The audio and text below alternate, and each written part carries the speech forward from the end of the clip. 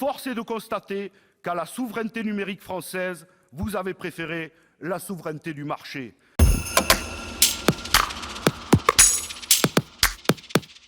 Dans la course mondiale pour le développement de la 5G, la France doit-elle aussi avoir un rôle à jouer afin de s'inscrire dans les dynamiques d'avenir? Mais qui dit nouvelles technologies dit nouvelles préoccupations. Elles sont d'ordre varié: économique, sécuritaire, industriel, social, sanitaire et environnemental. Occulter l'un de ces aspects pour donner la priorité à d'autres, c'est ouvrir la voie à une évolution numérique inadaptée aux besoins de notre temps. Nous déplorons d'ailleurs l'absence d'études d'impact que la proposition de loi permet confortablement d'éviter, ce dont vous avez parfaitement conscience, Madame la Ministre. Sur la sécurité, le texte est insuffisant. Comprenons-le bien, la 5G, avec l'Internet des objets et l'interconnexion sans précédent qu'elle promet, nous expose à des vulnérabilités qui demanderaient plus qu'une autorisation du Premier ministre pour tel ou tel équipement. Cet enjeu majeur appellerait en vérité à une politique industrielle solide, au lieu de quoi l'attribution d'éléments aussi stratégiques que les fréquences se fera sur la compétitivité des acteurs privés. Ainsi, les firmes qui seront les heureux élus pourront acquérir par là un pouvoir d'influence important qui laisse la voie ouverte aux ingérences étrangères. Ce résultat est la suite logique d'une politique menée depuis plusieurs années. Il est la conséquence directe de l'abandon des outils industriels français de télécommunications via la privatisation de France Télécom et le rachat d'Alcatel-Lucent par Nokia. Aujourd'hui, cela veut dire que les équipements qu'il est crucial de contrôler dans la mise en œuvre de la 5G ne pourront pas être une production française, sécurisée par nos standards de défense nationale, et que les éléments sur lesquels repose la sécurisation de nos données devront dépendre d'équipements et d'opérateurs étrangers.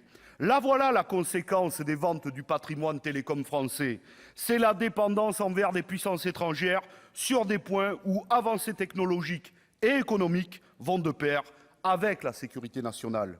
Parce qu'il faut le rappeler, si les deux géants mondiaux, Qualcomm et Huawei, remportent la palme d'or de la compétitivité, c'est grâce au soutien et à l'intervention de leurs pouvoirs publics. Et nous, que faisons-nous en France, Madame la Ministre? Eh bien, notre patrimoine public vendu, il nous reste la timide possibilité d'autoriser ou non l'utilisation de certains équipements. Ce que les agents français de la privatisation et de la vente du patrimoine n'ont pas su anticiper, les puissances étrangères, elles, l'avaient bien compris. En témoigne leur position aujourd'hui hégémonique sur le marché de la 5G. Voilà donc ce qu'il en est des perspectives inquiétantes en matière de sécurité et d'industrie. Et ce n'est pas tout. D'autres points méritent notre attention, comme celui de la fracture numérique. Au mois de janvier, Jacques Toubon, défenseur des droits, faisait état de 13 millions de personnes comme étant éloignées du numérique. La France à deux vitesses numériques est bien réelle, et avec elle, les conséquences sociales que cela engendre, alors que les services publics sont dématérialisés à marche forcée. Cette réalité n'aura de cesse de s'aggraver avec la 5G, puisque celle-ci se concentrera dans un premier temps sur les grandes villes.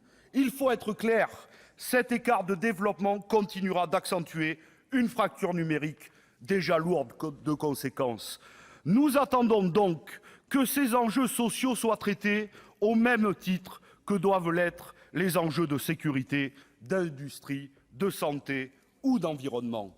D'environnement, parce que la 5G promet d'accroître le volume de données transportées et la dépense en énergie des data centers, déjà chiffrés à 10% des dépenses mondiales en électricité.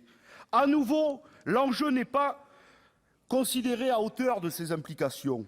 Pire encore, un amendement a été adopté le 11 octobre 2018 afin d'alléger la fiscalité appliquée aux data centers.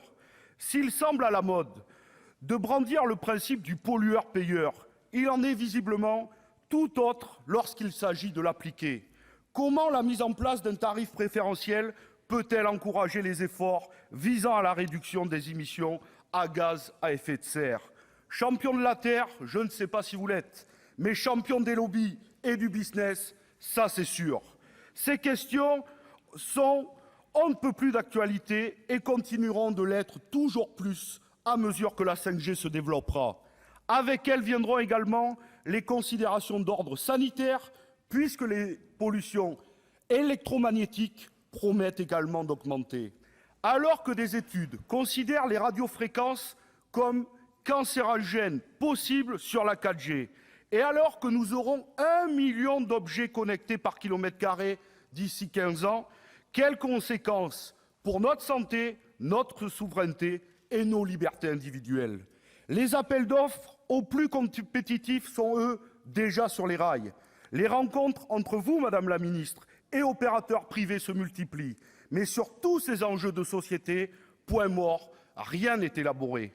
La 5G est prometteuse, mais sa mise en œuvre appelle à des précautions qui sont aujourd'hui les grandes absentes du projet mené. Le choix du tout compétitif ne saurait répondre à ces besoins et force est de constater qu'à la souveraineté numérique française, vous avez préféré la souveraineté du marché. En vérité, nous devrions avoir un débat de société. Si la 5G et les objets connectés vont nous accompagner dans nos vies, nous pensons que le marché ne peut pas tout régler. Nous l'inscrivons dans ce que nous nommons nos biens communs, notre patrimoine, comme l'énergie, le logement, l'éducation ou la santé. La question est donc de savoir si tout le monde y aura accès ou au contraire que certains et certaines se retrouveront en précarité numérique pendant que d'autres accumulent les profits. Merci, nous cher voterons collègue. donc cette PPL, mais avec tout ce que nous venons de dire. Merci.